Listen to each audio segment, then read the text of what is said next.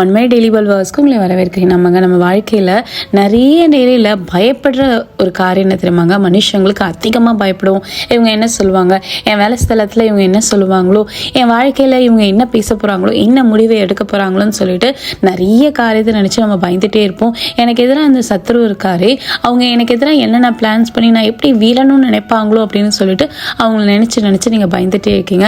ஆனால் உங்களை பார்த்து ஆண்டவர் சொல்கிற வார்த்தை என்ன தெரியுமாங்க? அப்போஸ்தலர் 18:10 நான் உன்னுடனே இருக்கிறேன், உனக்கு தீங்கு செய்யும்படி ஒருவனும் உன்மேல் கை போடுவதில்லை.